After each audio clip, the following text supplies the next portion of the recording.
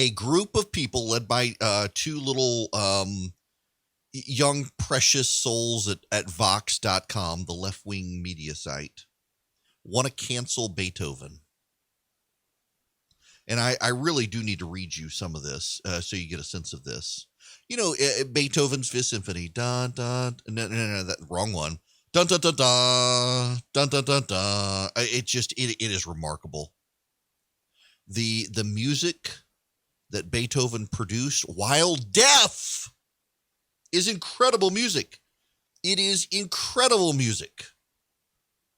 And again, let me read you this. Since its 1808 premiere of the Fifth Symphony, audiences have interpreted that progression from struggle to victory as a metaphor for Beethoven's personal resilience in the face of his oncoming deafness. That is true.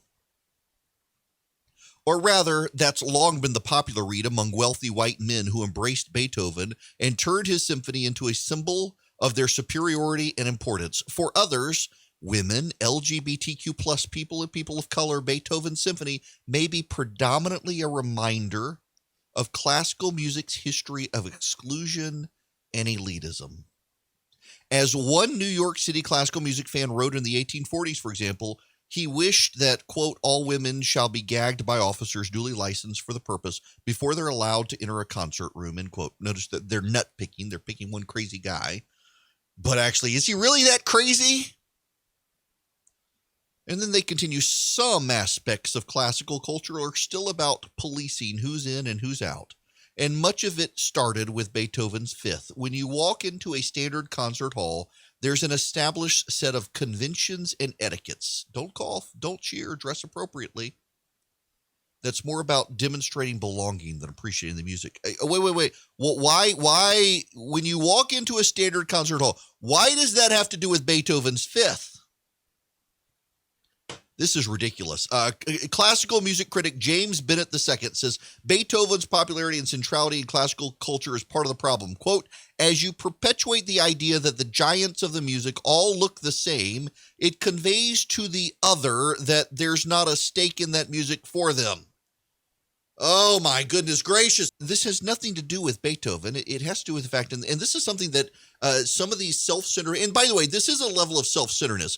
What we see in cancel culture by and large is a bunch of entitled brats who are extremely self-centered. And facing a world of things they don't like, decide it must be stamped out to only give them the things they like. But do you know who the great classical music composers are? I mean, Bach, Beethoven, Mozart, Brahms, Rachmaninoff. So many of them.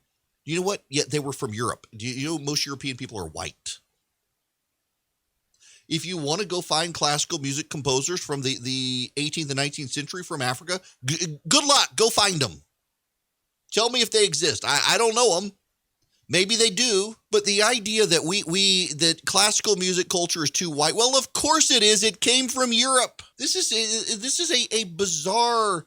And by the way, if they did find classical music, you know what would happen if you found classical compositions from Timbuktu and you performed them at Lincoln Center in New York. Would they even allow white people to play the music, or would those people be accused of cultural appropriation? I bet you that they would attack the white people for playing. This really has nothing to do with the music itself. And it has a lot to do with individual people who themselves want to be validated. And by validating themselves, they can't speak of their own merits and their own work. They must get rid of the other people who they would rise in comparison to, because deep down they would recognize they're not as good as Beethoven. So they must shut up Beethoven so that you have nothing by which you can compare their music to his. Beethoven is a man who composed marvelous works, deaf, and they're composing crap while hearing it. And they don't want you to hear Beethoven in comparison.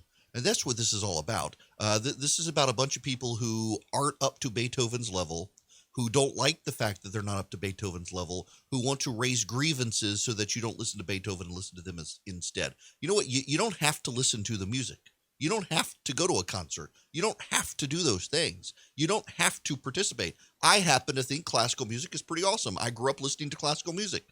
I like it. I like modern rock alternative as well. Alt Nation on Sirius XM. I listen to it a ton. I listen to it way more than classical music. But I love classical music. And if you learn and appreciate classical music, you can hear and appreciate how a lot of modern music is derived therefrom.